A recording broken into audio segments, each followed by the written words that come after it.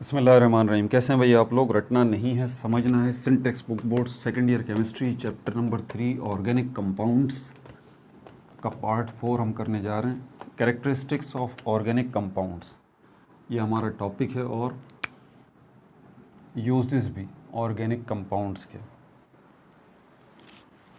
क्या है हमारे पास। Characteristics of organic compounds, organic compounds की खुसूसियात। Characteristics of organic compounds. Copy pencil ले लीजिए, लेक्चर को नोट करना और मुस्कुराते रहना है। कितनी कैरेक्टरिस्टिक्स मतलब खुसूसियात, क्वालिटीज़, प्रॉपर्टीज़। कैटिनेशन नोट कर लें, पहले एक जगह पे लिख लेते हैं। कैटिनेशन भी एक कैरेक्टरिस्टिक है ऑर्गेनिक कंपाउंड्स की। नॉन आयोनिक नेचर भी एक कैरेक्टरिस्टिक है ऑर्गेनिक कंपाउंड्स की। सॉल्युबिलिटी भी एक कैरेक्टरिस्टिक है ऑर्गेनिक कंपाउंड्स की। Low melting and boiling points, इनके बॉइलिंग पॉइंट्स जो हैं वो और मेल्टिंग पॉइंट्स जो हैं वो भी लो हैं, कम हैं, ये भी कैरेक्टरिस्टिक है। Flammability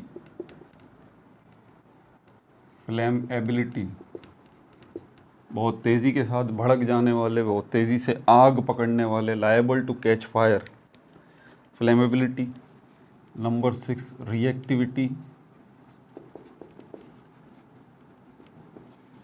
reactivity. Number 7 isomerism. और नंबर 8 पॉलीमराइजेशन। ठीक है भाई, बुक के मुताबिक चलते हैं। ये बुक की आपका पेज नंबर 66 और 67 और 68, क्योंकि यूजेस भी करेंगे। छोटा सा टेबल है यूजेस का, वो वर्बली बता दूंगा मैं, ठीक है। तो 68 तक ही जाएगा। फिर 69 पेज पे new allotropic form of carbon buckyballs है, ये अगले पार्ट में देखेंगे। Functional groups and homologous series, ये अगले पार्ट में देखेंगे एक ही, और ये चैप्टर आपका ख़त्म हो जाएगा। फिर सेल्फ असेसमेंट करेंगे एक ही वीडियो के अंदर, आपको पता है सेल्फ असेसमेंट एक ही वीडियो में करते हैं। फिर उसके बाद MCQs, short question answers, long question answers. फिर हम जाएंगे चैप्टर नंबर 10 की तरफ, ठीक है भाई। कैटिनेशन ये देख लेते हैं।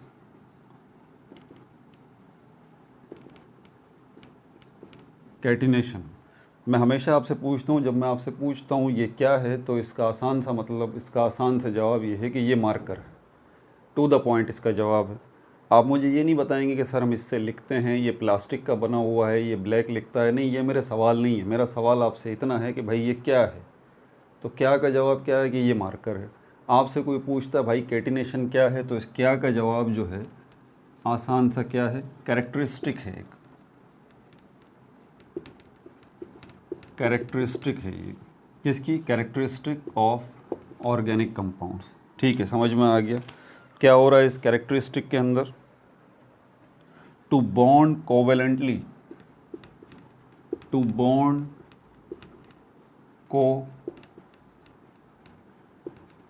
Covalently with other carbon atoms, with other carbon atoms in a variety of ways, in a variety of ways। तीन बातें इसके अंदर लिखी हुई हैं कैटिनेशन के अंदर। अभी जो मैंने इसी 4 लाइनों के अंदर मैंने 3 बातें लिखी हैं।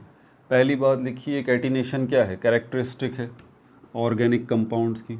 इस कैरेक्टरिस्टिक से ऑर्गेनिक कंपाउंड्स क्या कर रहे हैं, बॉन्ड बना रहे हैं, covalent bond with carbon atoms. दूसरे एटम्स के साथ बात नहीं हो रही, ठीक है, कार्बन एटम्स के साथ ही, यानी कि अपने ही ख़ानदान के एटम के साथ ये बॉन्ड बना रहे हैं। और तीसरी बात यहाँ पर क्या बताइए, इसकी वजह से सॉरी, तीसरी बात यहाँ पर क्या बताई गई है, variety of ways. Variety of ways मतलब कई तरीक़ों से बॉन्ड बना सकते हैं। पहली बात बता दी कैटिनेशन क्या है, कैरेक्टरिस्टिक है। दूसरी बात बता दी, इस कैरेक्टरिस्टिक की मदद से ऑर्गेनिक कंपाउंड्स क्या कर रहे हैं, बॉन्ड बना रहे हैं, कोवलेंट बॉन्ड बना रहे हैं, किनके साथ, अपनी ही फैमिली के कार्बन एटम्स के साथ। तीसरी बात यहाँ पर क्या बताइए, इन अ वैरायटी ऑफ वेज, कई तरह से, कई तरह से। एक ये बात याद रखिए कि एक मसले के हल के लिए कई तरीके होते हैं ना, कई सल्यूशन होते हैं, कई रास्ते होते हैं। तो यहाँ पर कई तरह से जो है कार्बन एटम जो है वो दूसरे कार्बन एटम के साथ बॉन्ड बना सकता है। अब ये कई तरह जो है, ये क्या है, कौन से तरीके हैं जिनकी मदद से वो बॉन्ड बना सकता है। लॉन्ग चेन की शक्ल में भी बना सकता है, लॉन्ग चेन की शक्ल में भी बना सकता है, ब्रांच्ड चेन की शक्ल में भी बना सकता है, ब्रांच्ड चेन की शक्ल में भी बना सकता है, ठीक है, और साइक्लिक भी बना सकता है, साइक्लिक भी बना सकता है। ये तरीके हैं वो जिनकी मदद से कार्बन एटम के साथ कोवेलेंटली बॉन्ड हो सकता है, लॉन्ग चेन बनाते हुए या ब्रांच्ड चेन बनाते हुए या फिर साइक्लिक सर्कुलर शेप बनाते हुए। सर्कुलर नहीं मतलब साइक्लिक, ठीक है, जो अनब्रोकन हो, कहीं से भी टूटी हुई ना हो, चाहे यूं हो, चाहे यूं हो, चाहे स्क्वायर में हो, ठीक है, कहीं से टूटा हुआ ना हो लिंक जो है। अच्छा, इसका फ़ायदा क्या है, एडवांटेज क्या है इसका, नोट कर लीजिए। इसका एडवांटेज क्या है, फ़ायदा भी तो कुछ होगा ना। ये जो लाखों करोड़ों अरबों ऑर्गेनिक कंपाउंड्स हैं, ठीक है, और सबके अंदर कार्बन मौजूद है, ये वजह है इस कैटिनेशन वजह है इसकी, कैटिनेशन वजह है इसकी। Variety of organic compounds, variety of organic compounds, ठीक है भाई। कैटिनेशन दूसरे एलिमेंट भी शो करते हैं, जैसे कि सिलिकॉन, वो भी कैटिनेशन शो करता है लेकिन इतना ज़्यादा नहीं करता, ठीक है। तो पूरे पीरियोडिक टेबल के अंदर कार्बन को ये क्वालिटी हासिल है कि ये वैरायटी ऑफ वेज के साथ जो है वो कोवेलेंट बॉन्ड बना सकता है अपने ही मेंबर्स के साथ, और उसके नतीजे में ये लाखों करोड़ों ऑर्गेनिक कंपाउंड्स मिलते हैं जिनके अंदर कार्बन मौजूद है, ठीक है भाई। दूसरा हमारे पास है नॉन आयोनिक नेचर।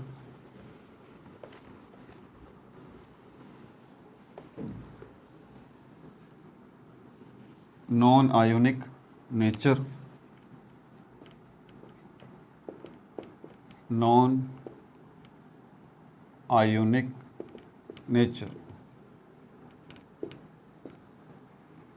कुछ इंसान होते हैं ना जिनकी नेचर अच्छी होती है, कुछ इंसान होते हैं जिनकी नेचर बुरी होती है। आमतौर पे हम ये कहते हैं ना कि भाई ये बड़ी अच्छी तबीयत का मालिक है, ये तो बहुत ही बुरी तबीयत का मालिक है, ये बड़ी अच्छी फितरत का मालिक है, ये तो बहुत ही बुरी फितरत का मालिक है।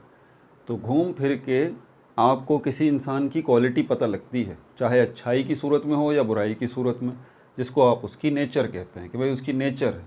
मिसाल के तौर पे सांप की नेचर क्या है, स्नेक की, कि वो काटेगा ही, ठीक है। सांप जो है वो काटेगा ही, वो बूढ़ा नहीं देखेगा, बच्चा नहीं देखेगा, किसी को नहीं देखेगा। क्यों? क्योंकि उसकी नेचर में अल्लाह ताला ने रखा है कि वो बाइट करेगा। अब यहाँ पर हम देखते हैं, ये नेचर का मतलब समझ में आ गया वर्ड आपको, नॉन आयोनिक। अब दूसरी बात समझ लीजिए, आपके इर्द गिर्द जो लाखों करोड़ों चीज़ें मौजूद हैं, ठीक है, ये आपस में केमिकल बॉन्ड बनाती हैं। ये मार्कर बन ही नहीं सकता जब तक कि पार्टिकल्स एक जगह पे इकट्ठा ना हो। ये मार्कर पार्टिकल्स से मिलके बना हुआ है। तो सिर्फ मिलना काफ़ी नहीं है, ये अधूरी बात है। पार्टिकल्स का मिल के जुड़े रहना भी ज़रूरी है। क्यों? क्योंकि अगर पार्टिकल्स मिलने के बाद जुड़े नहीं रहेंगे और अलग अलग होना शुरू हो जाएंगे तो आपको अपनी आँख से क्या नज़र आएगा कि ये मार्कर हवा में उड़ रहा है, हवा में उड़ रहा है, आपकी नज़रों के सामने से गायब होना शुरू हो जाएगा, बिखरना शुरू हो जाएगा, बिखरना शुरू हो जाएगा। क्यों? क्योंकि इसके पार्टिकल्स बिखर रहे हैं। वही पार्टिकल्स मिल गए तो ये मार्कर बन गया। अब सिर्फ मिले नहीं, मिलने के बाद आपस में जुड़े रहे, जिसको हम कहते हैं कि इन्होंने आपस में बॉन्ड बना लिया। तो ये दो तरीके से होता है। और बॉन्डिंग की जब हम बात करते हैं कि एटम आपस में बॉन्ड बनाते हैं, तो दो में से कोई एक काम करते हैं वो, या तो वो इलेक्ट्रॉन्स की शेयरिंग करेंगे या फिर वो इलेक्ट्रॉन ट्रांसफ़र कर देंगे।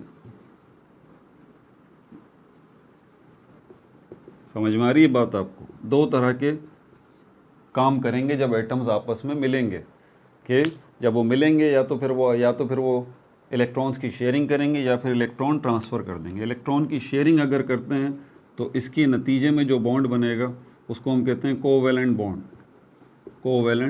बॉन्ड। और इलेक्ट्रॉन के ट्रांसफ़र होने की सूरत में जो है अगर बॉन्ड बनता है तो हम इसको कहते हैं आयोनिक बॉन्ड। यहाँ तक तो आपको पता है ये बात। एक और तीसरी क्वालिटी भी है हमारे पास, ठीक है, जिसको हम कहते हैं पोलर। ये कोवैलेंट बॉन्ड की एक टाइप होती है, पोलर कोवैलेंट बॉन्ड और नॉन पोलर कोवैलेंट बॉन्ड। ये कोवैलेंट बॉन्ड की ही मज़ीद दो टाइप्स हैं। ऐसा कोवैलेंट बॉन्ड जिसमें पोल्स मौजूद हैं और ऐसा कोवैलेंट बॉन्ड जिसमें पोल मौजूद नहीं है। समझ में आ रही है बात आपको? अब ये पोल क्या होता है? पोल का मतलब है स्पेस, इलाका। पोल का मतलब है स्पेस। ये स्पेस या इलाका जो है वो दो तरह का होता है, पॉजिटिव होता है और नेगेटिव होता है। जो इलाका पॉजिटिव होगा डेफिनेटली वहाँ पर होंगे प्रोटॉन्स, क्योंकि प्रोटॉन्स के ऊपर पॉजिटिव चार्ज होता है। और जो इलाका नेगेटिव होगा वहाँ पर क्या होंगे? इलेक्ट्रॉन्स, क्योंकि इलेक्ट्रॉन पे नेगेटिव चार्ज होता है। अगर ये इलाके या पोल्स जो हैं बराबर हों तो हम इसको कहते हैं कि ये न्यूट्रल है। क्या कहते हैं? ये न्यूट्रल है। और अगर इसमें अनइक्वलिटी आ जाए, यानी कि पॉजिटिव पोल जो है वो बढ़ जाए नेगेटिव पोल से, या नेगेटिव पोल जो है वो बढ़ जाए पॉजिटिव पोल से, तो फिर आप इसको क्या कहेंगे? आप इसको कहेंगे कि ये जो है वो अब न्यूट्रल नहीं रहा, ये चार्ज्ड हो गया है। और जो चीज़ चार्ज हो जाती है तो वो कब होती है? मतलब उसने पोल बना ली है, मतलब उसका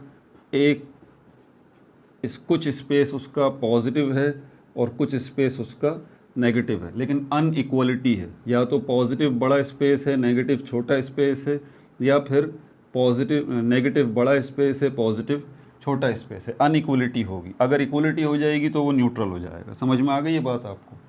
तो यहाँ पर जब कोवैलेंट बॉन्ड बनता है तो यहाँ पर भी एक ऐसी सिचुएशन आती है जिसमें पोल्स भी बन सकते हैं, ठीक है। यानी कि एक मॉलिक्यूल के ऊपर, जैसे कि HCl है, इसको अगर हम देखें, और ये दूसरा मॉलिक्यूल है H2 देखें, इसके अंदर भी क्या है? कोवैलेंट बॉन्ड बना हुआ है। इसके अंदर क्या है? कोवैलेंट बॉन्ड बना हुआ है, लेकिन ये नॉन पोलर कोवैलेंट बॉन्ड है। इसमें पोल्स नहीं बने हुए। इसमें पॉजिटिविटी और नेगेटिविटी इक्वल है, बराबर है बिल्कुल, ठीक है।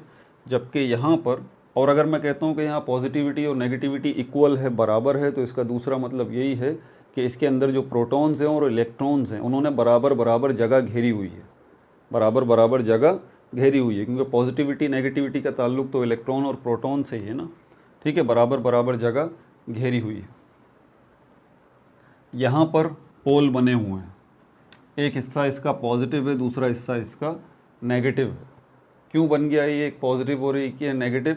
क्योंकि एटम्स में फ़र्क है। ये छोटा एटम है, ये बड़ा एटम है। यहाँ पर पॉजिटिविटी और नेगेटिविटी में अनइक्वलिटी आ जाएगी। पॉजिटिविटी और नेगेटिविटी में अनइक्वलिटी आ जाएगी। ये पॉजिटिव पोल और नेगेटिव पोल अगर अनइक्वल होता है, छोटा बड़ा होता है, इसके पीछे एक वजह और भी होती है, और वो क्या होती है? इलेक्ट्रॉन्स या प्रोटॉन्स की तादाद में इजाफा हो जाना। क्योंकि क्लोरीन एटम के पास इलेक्ट्रॉन्स की तादाद ज़्यादा है, इसलिए इसकी नेगेटिविटी ज़्यादा होगी, जिसको हम इलेक्ट्रोनेगेटिविटी कहते हैं। तो यहाँ पर ये नेगेटिव पोल जो है वो बड़ा होगा और पॉजिटिव पोल जो है वो छोटा होगा। और यहाँ पर जो कोवैलेंट बॉन्ड बना है वो पोलर कोवैलेंट बॉन्ड बना है। समझ में आ रही है बात आपको? ये पोलर कोवैलेंट बॉन्ड बना हुआ है, क्योंकि शेयरिंग तो हुई भी है ना, इलेक्ट्रॉन्स की ट्रांसफ़र तो नहीं हुआ इलेक्ट्रॉन इसके अंदर। समझ में आ रही है बात आपको? अब ज़रा यहाँ पर हम कार्बन की तरफ चलते हैं। कार्बन जो है वो क्या है? नॉन आयोनिक नेचर है।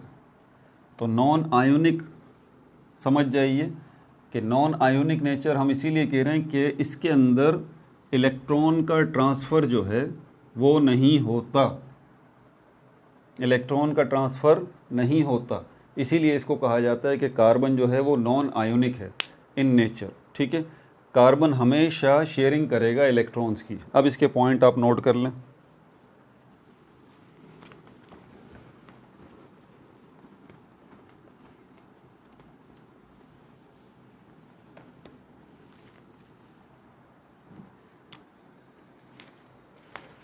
ठीक है भाई, पॉइंट नोट कर लें ज़रा। इसका पहला पॉइंट क्या है? Atom can not loss gain electron. Carbon can not loss gain electron. ना तो इलेक्ट्रॉन का कार्बन लॉस करता है, ना ही इलेक्ट्रॉन का गेन करता है। वाई? क्यों भाई? इसकी वजह क्या है? इसकी वजह ये है because of 4 valence electron, because of 4 valence electron in its outermost shell, in its outermost shell। ये वजह है इसकी कि इसके आउटर मोस्ट शेल के अंदर, देखें आउटर मोस्ट शेल जो आखिरी वाला शेल होता है ना, ठीक है, शेल आपको पता है वो स्पेस है जिसमें इलेक्ट्रॉन्स होते हैं। तो ये जो आखिरी वाला स्पेस है, आखिरी वाला शेल है जिसके अंदर इलेक्ट्रॉन्स जो हैं वो मौजूद हैं, उस आखिरी वाले शेल को हम वैलेंस शेल कहते हैं, और उसमें मौजूद इलेक्ट्रॉन्स को भी वैलेंस इलेक्ट्रॉन कहते हैं। अब ये वैलेंस इलेक्ट्रॉन जो वैलेंस शेल में होते हैं ये 2 कैटेगरी के होते हैं। या तो ये अनपेयर्ड हालत में नज़र आएंगे आपको, अनपेयर्ड हालत में नज़र आएंगे आपको, यानी कि एक अकेला इलेक्ट्रॉन, या फिर पेयर्ड हालत में आपको नज़र आएंगे, यानी कि 2 इलेक्ट्रॉन एक साथ जो है जोड़ा बना हुआ आपको नज़र आएगा इस तरह से ये, और ये अकेला इलेक्ट्रॉन होगा, ये सिचुएशन होगी। तो यहाँ पर क्यों आखिर जो है ये इलेक्ट्रॉन का गेन नहीं कर रहा, लॉस नहीं कर रहा?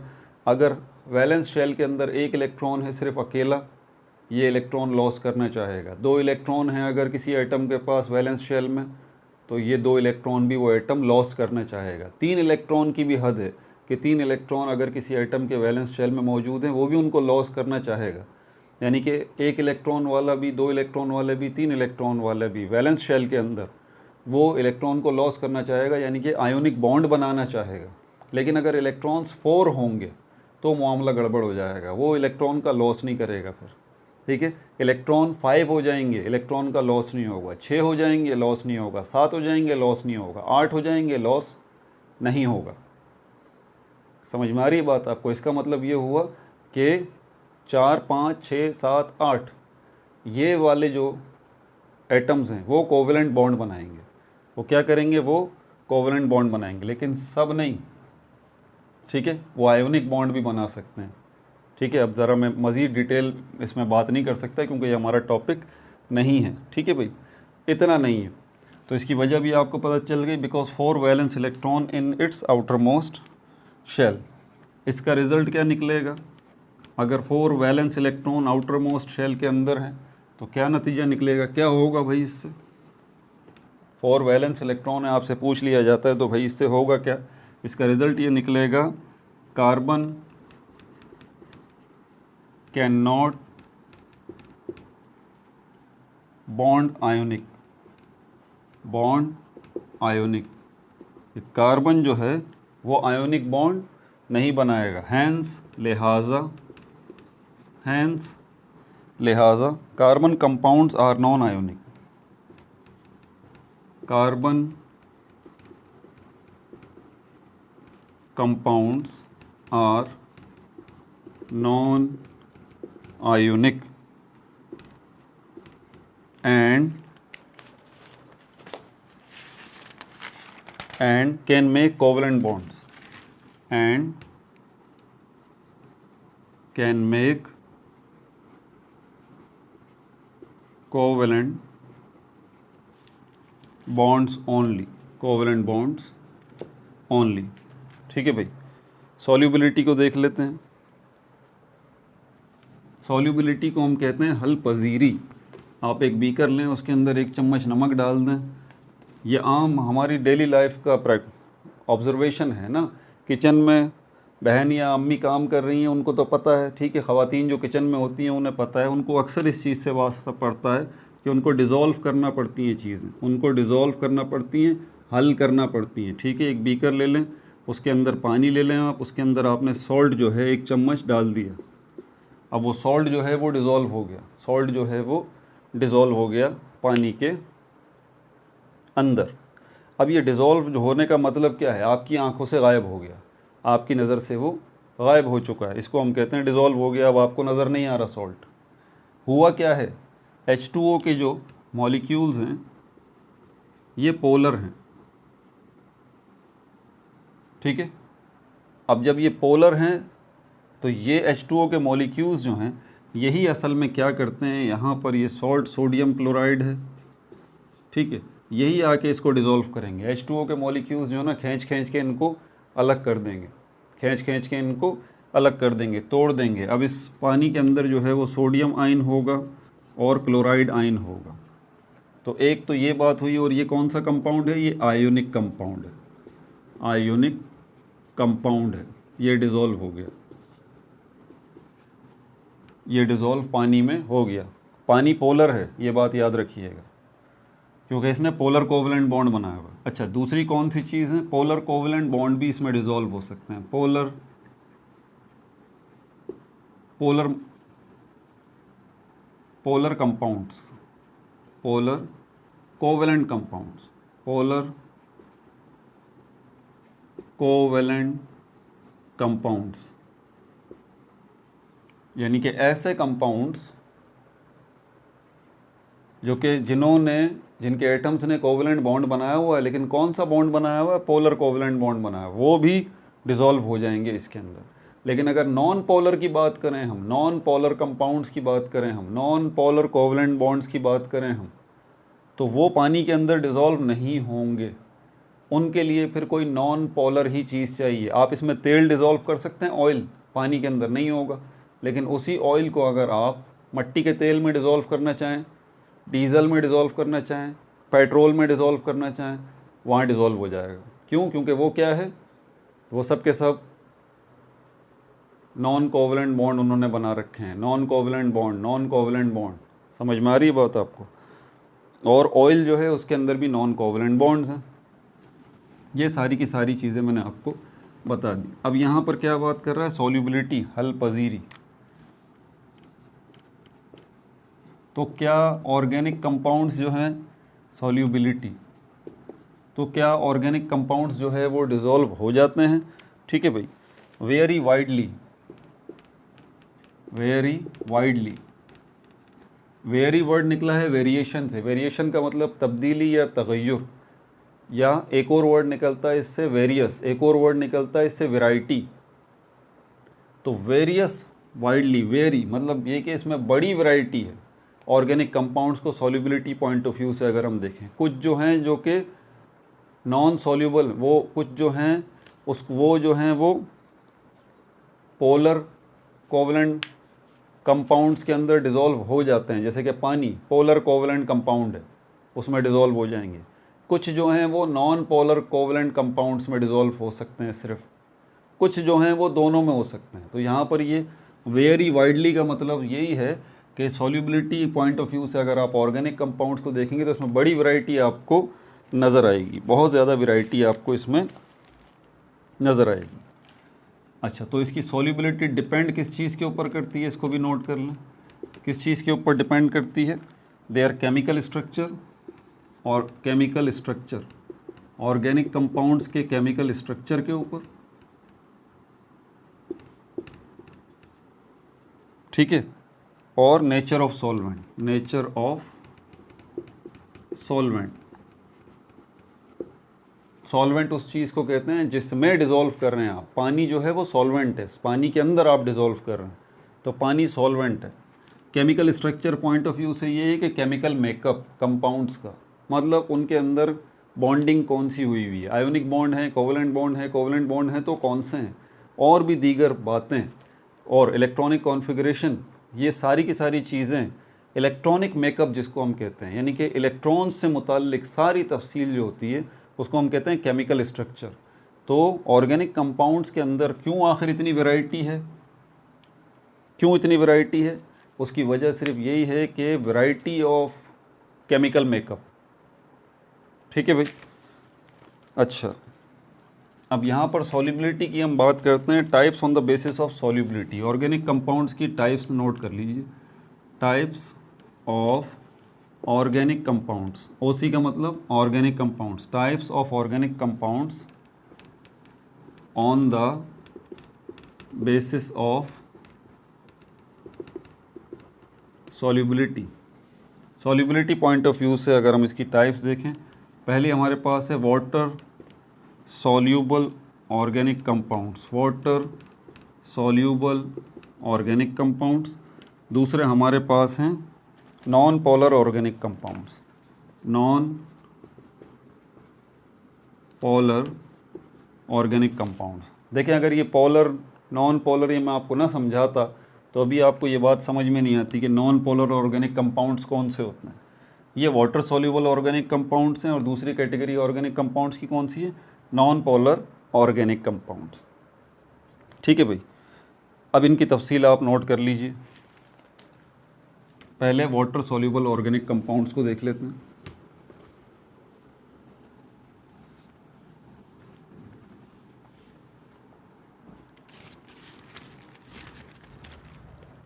ए कर लें इसके अंदर, water soluble organic compounds.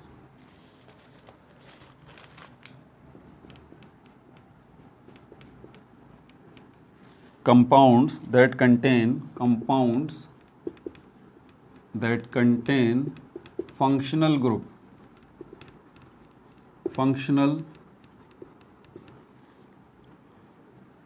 that contain polar functional group,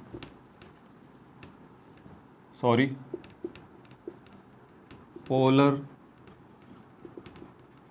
functional group। Example, for example हमारे पास डैश ओ एच, ये डैश लाजमी लगाया करें, बॉन्ड को रिप्रेजेंट कर रहा होता है। या फिर ये हमारे पास है हाइड्रोक्साइल,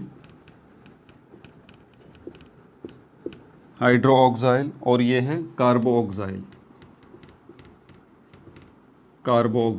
ये हाइड्रोक्साइल ग्रुप है और ये कार्बोक्साइल ग्रुप है। फंक्शनल ग्रुप, अभी इसको तो मैं फंक्शनल ग्रुप आपको नहीं बता सकता, सिर्फ इतना ही बता दूं कि ये फंक्शनल ग्रुप क्या है। ऑर्गेनिक कंपाउंड्स के अंदर ग्रुप होता है एटम्स का, अकेला एटम भी हो सकता है और एटम्स का ग्रुप भी होता है। जो यूनिक आपको नज़र आएगा पूरे के पूरे ऑर्गेनिक कंपाउंड में अलग से, जैसे कि यहाँ पर हमारे पास C3CH2 और इसके साथ ये OH लगा हुआ है, ये अल्कोहल है। OH ये अल्कोहल है, ठीक है। तो इसी तरह वैरायटी आपको जो है वो नज़र आएगी जिसके अंदर ये अल्कोहल मौजूद हैं। तो ये क्या है, ये फंक्शनल ग्रुप है। फंक्शनल ग्रुप जो है वो बाकी चेन से अलग ही नज़र आते हैं, ठीक है। तो ये फंक्शनल ग्रुप है। अब ये फंक्शनल ग्रुप दो कैटेगरी का होता है, या तो ये फंक्शनल ग्रुप पोलर होगा, यानी कि इस फंक्शनल ग्रुप के अंदर पोलर कोवलेंट बॉन्ड होगा, या फिर नॉन पोलर कोवलेंट बॉन्ड होगा। यहाँ पर ये बात बताई जा रही है कि वाटर सॉल्यूबल ऑर्गेनिक कंपाउंड्स कौन से हैं, compounds that contain polar functional group. अभी मैंने आपको एक बात बताई थी, अगर आपको याद हो, मैंने कहा था पानी के अंदर, पानी H2O कौन सा मॉलिक्यूल है, पोलर नहीं है क्या? एग्जैक्टली वाटर जो है वो पोलर है। क्यों? क्योंकि वाटर के अंदर पोलर कोवलेंट बॉन्ड बना हुआ है। इसीलिए जो भी चीज़ अब पानी के अंदर आएगी उसके अंदर या तो आयोनिक बॉन्ड हो या पोलर कोवलेंट बॉन्ड हो। और यहाँ पर जो फंक्शनल ग्रुप हैं इनके बारे में क्या बात हो रही है, फंक्शनल ग्रुप के अंदर जो कोवलेंट बॉन्ड बना होगा वो कौन सा बना होगा, पोलर कोवलेंट बॉन्ड। इसीलिए ये फंक्शनल ग्रुप जो है, मिसाल के तौर पर ऐसे फंक्शनल ग्रुप जो पोलर हैं, ऐसे फंक्शनल ग्रुप जो पोलर हैं और ऐसे पोलर फंक्शनल ग्रुप जिन ऑर्गेनिक कंपाउंड्स में लगे हुए हैं, जैसे कि यहाँ पर भी आप देख लें, ये इथाइल अल्कोहल है, तो ये पूरा का पूरा ऑर्गेनिक कंपाउंड है और इस ऑर्गेनिक कंपाउंड में ये फंक्शनल ग्रुप लगा हुआ है और ये फंक्शनल ग्रुप कौन सा है, पोलर फंक्शनल ग्रुप है। इसीलिए ये पूरा का पूरा कंपाउंड जो है आसानी के साथ पानी में डिज़ोल्व हो जाएगा, ठीक है। तो क्या लिखा हुआ है, compounds that contain polar functional group, ठीक है। मिसाल उसने दी है हाइड्रोक्साइल ग्रुप की, दूसरी मिसाल ये है कार्बोक्साइल ग्रुप की। अगर आपको वो याद हो, अब ये तो याद करना बड़ा मुश्किल है ना, ऑर्गेनिक कंपाउंड्स जो हमने नॉमेनक्लेचर किए हैं इतने सारे, कार्बोक्साइलिक एसिड्स याद है, कार्बोक्साइलिक एसिड्स। एक हमारे पास अल्डिहाइड ग्रुप भी था, एक कीटोन ग्रुप भी था, एक कार्बोक्सिलिक एसिड भी था। जो कार्बोक्सिलिक एसिड्स हैं सब के अंदर आपको ये OH OH OH OH लाजमी नज़र आता है, लेकिन कार्बोनाइल के साथ डबल बॉन्ड कार्बन, ठीक है। बहरहाल ये इस तरह का डबल बॉन्ड कार्बन और ऑक्सीजन, ये कार्बोनाइल ग्रुप के साथ ये OH लगा हुआ होता है। ये कार्बोक्सिलिक एसिड का फंक्शनल ग्रुप है। जितने भी कार्बोक्सिलिक एसिड्स हैं, एसिटिक एसिड है, फॉर्मिक एसिड है, ब्यूटायरिक एसिड है, प्रोपियोनिक एसिड है, वैलेरिक एसिड है, ठीक है, ये जितने भी हमारे पास कार्बोक्सिलिक एसिड्स हैं सब के अंदर आपको ये जो है वो कार्बोक्सिल ग्रुप लाजमी नज़र आएगा। तो इसका मतलब जितने भी कार्बोक्सिलिक एसिड्स हैं, एसिटिक एसिड, फॉर्मिक एसिड, सब के सब डिज़ोल्व हो जाएंगे पानी के अंदर, सब के सब पानी में डिज़ोल्व हो जाएंगे। क्यों? क्योंकि सब कार्बोक्सिलिक एसिड्स के अंदर जो फंक्शनल ग्रुप लगा हुआ है वो कौन सा है? वो कौन सा है हमारे पास? पोलर फंक्शनल ग्रुप है, पोलर फंक्शनल ग्रुप है, ठीक है भाई। और क्या है इसके अंदर बात?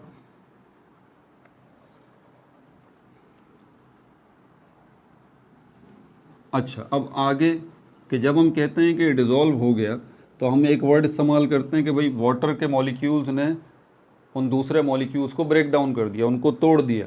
नॉर्मली मैं यही बताता हूँ कि जब भी मिसाल के तौर पर आप जो है इसमें ये इथाइल अल्कोहल अभी मैंने दिखाया आपको, ये अगर आप पानी में डालेंगे तो वाटर के मॉलिक्यूल्स इस इथाइल अल्कोहल के मॉलिक्यूल्स को घेर लेंगे और इनको तोड़ देंगे। इनके तोड़ने का मतलब ही डिज़ोल्व होना है ना, इसी को हम डिज़ोल्व होना कहते हैं, अलग अलग हो जाना, टूट जाना। अब तोड़ने वाला कौन है? वाटर के मॉलिक्यूल्स। लेकिन ये तोड़ा कैसे जा रहा है? वाटर के मॉलिक्यूल्स उनको तोड़ कैसे रहे हैं, अलग अलग कैसे कर रहे हैं? इसी को हम कहते हैं ना डिज़ोल्व होना। तो ये जो ऑर्गेनिक कंपाउंड्स हैं, पोलर कोवलेंट कंपाउंड्स हैं, इन पोलर कोवलेंट कंपाउंड्स को आप पानी में डाल रहे हैं तो वाटर के मॉलिक्यूल्स आ रहे हैं इन पोलर ऑर्गेनिक कंपाउंड्स के पास और इनको तोड़ रहे हैं। लेकिन कैसे तोड़ रहे हैं? हाउ? Why polar. अगर आपसे ये सवाल पूछ लिया जाता है कि ये फंक्शनल ग्रुप जो हैं ये पोलर क्यों हैं, क्यों वाई पोलर से मतलब ये कि आखिर इसकी पोलरिटी की ज़रूरत क्यों है, नीड क्या है, आखिर नीड क्या है, नीड पॉइंट ऑफ व्यू से कि फंक्शनल ग्रुप का पोलर होना ज़रूरी है। वाई पोलर क्या ज़रूरत है इसकी? उसकी वजह यही है जो भी बता रहा हूँ कि वो क्या बनाएंगे, to form hydrogen bond with water molecule. तो ये वाटर के मॉलिक्यूल्स जो आके इन मॉलिक्यूल्स को तोड़ देते हैं ना, तो वो ऐसे ही नहीं तोड़ते, वो जब ही तोड़ते हैं जब उन मॉलिक्यूल्स के पास हाइड्रोजन बॉन्ड बनाने की क्वालिटी हो। क्या कहा? To form hydrogen bonds, to form hydrogen bond with water. तो अभी जो हमने इथाइल अल्कोहल को देखा, CH3 CH2 OH, ये इथाइल अल्कोहल, ये पानी के अंदर क्यों डिज़ोल्व हो रहा है? पानी के अंदर ये क्यों डिज़ोल्व हो रहा है? क्यों? इसके पास ये क्वालिटी है, इसके पास ये क्वालिटी है कि ये क्या बना सकता है, ये हाइड्रोजन बॉन्ड बना सकता है, ये हाइड्रोजन बॉन्ड बना सकता है H2O मॉलिक्यूल्स के पास। ज़हन नशीन कर लें, नोट कर लें इस बात को। और कोई भी चीज़ जब पानी के अंदर डिज़ोल्व होती है, कोई भी पोलर कोवलेंट कंपाउंड जब पानी में डिज़ोल्व होता है तो इसका दूसरा मतलब यही होता है कि वो polar covalent compound hydrogen bond बनाने की सलाहियत रखता है, तभी वो पानी में डिज़ोल्व होता है पोलर कोवलेंट कंपाउंड, वरना वो नहीं हो सकता। और अगर हम कहते हैं कि नॉन पोलर कोवलेंट कंपाउंड्स पानी में डिज़ोल्व नहीं हो रहे, तो इसका मतलब नॉन पोलर कोवलेंट कंपाउंड्स के पास हाइड्रोजन बॉन्ड बनाने की सलाहियत नहीं है। उनके पास ये सलाहियत नहीं है कि वो वाटर के मॉलिक्यूल्स के साथ हाइड्रोजन बॉन्ड बना सकें। समझ में आ गई बात? ये वजह है। और हाइड्रोजन बॉन्ड बनाने की सलाहियत जो इनके अंदर आएगी वो कब आएगी? इसके लिए शर्त है कि इसका जो फंक्शनल ग्रुप है वो उसके अंदर पोलर कोवलेंट बॉन्ड होना चाहिए। पोलर कोवलेंट बॉन्ड होगा तभी ये इस काबिल होगा पूरा का पूरा मॉलिक्यूल कि ये हाइड्रोजन बॉन्ड बना सके वाटर मॉलिक्यूल्स के साथ और डिज़ोल्व हो सके। तो हमारा पहले ये कॉन्सेप्ट था कि वाटर के मॉलिक्यूल्स इसके पास आएंगे और इसको पकड़ पकड़ के वाटर के मॉलिक्यूल्स तोड़ना शुरू कर देंगे, अलग अलग करना शुरू कर देंगे, आयनाइज करना शुरू कर देंगे। ऐसी बात नहीं है, ऐसी कोई मस्ती थोड़ी चल रही है भाई। ये क्या करेंगे, आके इसके साथ बॉन्ड बनाएंगे, हाइड्रोजन बॉन्ड बनाएंगे। इसके पास ये क्वालिटी होनी चाहिए कि इसके साथ हाइड्रोजन बॉन्ड बनाए। जब ये हाइड्रोजन बॉन्ड बनाने की इसके साथ क्वालिटी होगी तो ये क्या होगा, ये इसकी तरफ खिंचा चला जाएगा।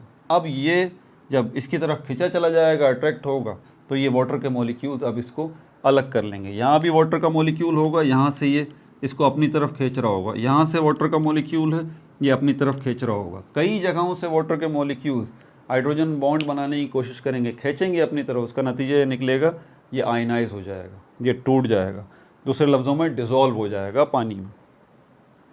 ठीक है भाई, इसकी एग्जांपल्स नोट कर लें। एक तो मैंने ये इथाइल अल्कोहल की आपको मिसाल दे दी।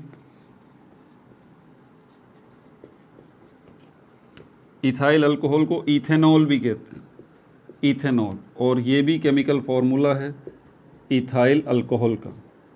ठीक है, दूसरा जो है हमारे पास एसिटिक एसिड है, एसिटिक एसिड, इसका केमिकल फार्मूला है CH3COOH। ठीक है, एग्जाम्पल्स भी आ गई, नोट कर लें।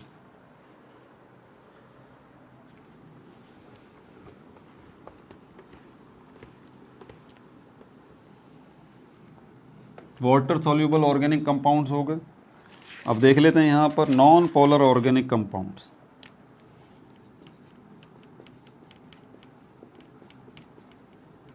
नॉन पोलर ऑर्गेनिक कंपाउंड्स, इनकी सॉल्युबिलिटी होती तो है लेकिन लो सॉल्युबिलिटी होती है, लो सॉल्युबिलिटी होती है। वजह आपको पता है। ठीक है, अगर न्यू सुनने वाले हैं, पिछले लेक्चर्स मेरे नहीं सुने हैं, आपकी बेस इतनी स्ट्रांग नहीं है, तो मेरी वीडियो को बैक करके दोबारा सुने, ये बहुत ज़रूरी बातें हैं। ठीक है, लो सॉल्युबिलिटी है इनकी, और ये सॉल्यूबल होते हैं, सॉल्यूबल होते हैं in non polar solvents, in non polar solvents. Non polar solvents के अंदर ये non polar organic compounds dissolve हो सकते हैं। ठीक है भाई, और नॉन पोलर सॉल्वेंट्स कौन से होंगे, पेट्रोल है, मट्टी का तेल है, डीजल है। ठीक है, ये सब कुछ एग्जाम्पल इसके अंदर, एग्जाम्पल हमारे पास कौन से हैं, हाइड्रोकार्बन्स हैं। हाइड्रोकार्बन्स जो हैं वो भी हमारे पास क्या हैं, नॉन पोलर ऑर्गेनिक कंपाउंड्स हैं। सारे नहीं हैं, काफ़ी सारे हैं, लेकिन हेक्सेन है, ठीक है, C6H14, और टॉलिन है, टॉलिन है, C6H5CH3। ठीक है, are non polar, are non polar, are non polar, hence dissolve in non-polar solvents, hence dissolve in non-polar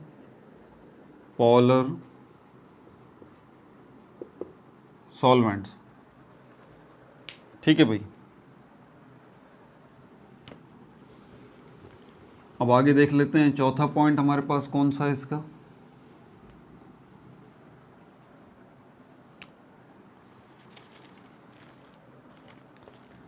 number 4, low melting and boiling point, low melting and boiling point. इनके boiling point लो होते हैं organic compounds के, और इनका melting point भी लो होता है। Reason क्या है इसके पीछे, इसके पीछे वजह क्या है, इसकी पीछे वजह है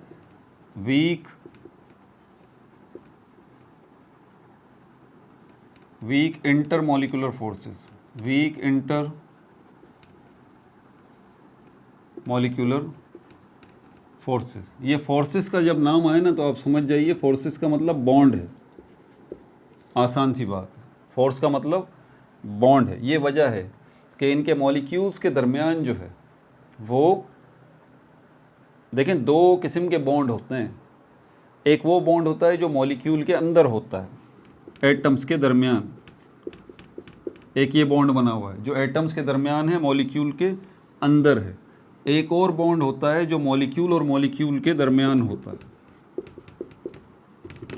ठीक है। इसको कहते हैं इंटरमोलिकुलर फोर्सेस भी कहते हैं, इंटरमोलिकुलर फोर्स ऑफ अट्रैक्शन भी कहते हैं, और इसको जो है वो इंटरमोलिकुलर बॉन्ड भी कहते हैं।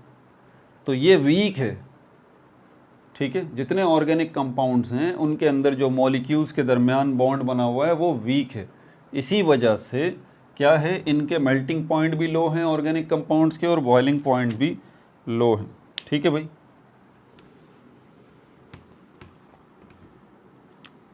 अच्छा, तो ये आपको रीज़न पता चल गया। हैंस लिहाजा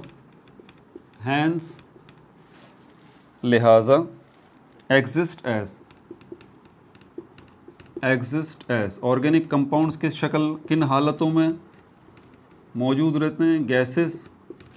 ये ज़्यादातर ऑर्गेनिक कंपाउंड्स जो हैं वो गैसेस मिलेंगे आपको, लिक्विड्स मिलेंगे आपको, या फिर सॉफ्ट सॉलिड्स जो हैं वो आपको मिलेंगे, ठीक है भाई। अगला पॉइंट जो है हमारे पास, फ्लेमेबिलिटी,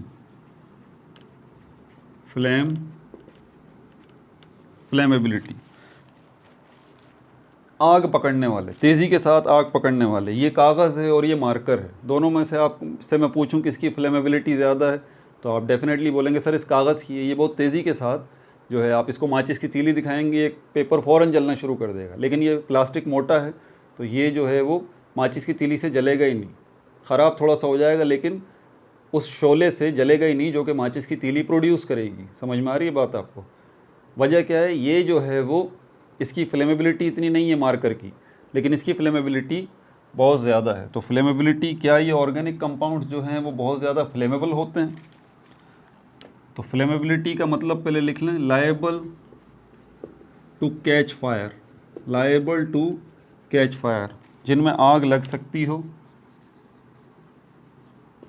मीन्स रिएक्ट विद, और जब हम आग लगने की बात करते हैं ना, तो इसका मतलब है रिएक्ट विद ऑक्सीजन गैस। हवा में जो ऑक्सीजन है ना, उसके साथ रिएक्ट करना, कार्बन कंपाउंड्स का हवा में मौजूद ऑक्सीजन के साथ रिएक्ट करना, and produce carbon dioxide and water vapours. Water जो है वेपर्स की शक्ल में प्रोड्यूस होना, water vapours and heat. Hence लिहाजा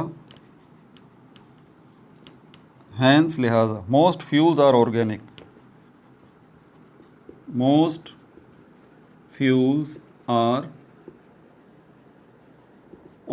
जितने भी फ्यूल्स हैं तकरीबन सब के सब क्या हैं, ऑर्गेनिक हैं। सच एज, जैसे कि वुड है, कोयला है, ऑयल है, गैसोलीन है, या नेचुरल गैस है, ठीक है भाई। अब ये हमारे पास ये रिएक्टिविटी रह गया नंबर 6 पे, और आइसोमेरिज्म रह गया, और पॉलीमराइजेशन रह गया।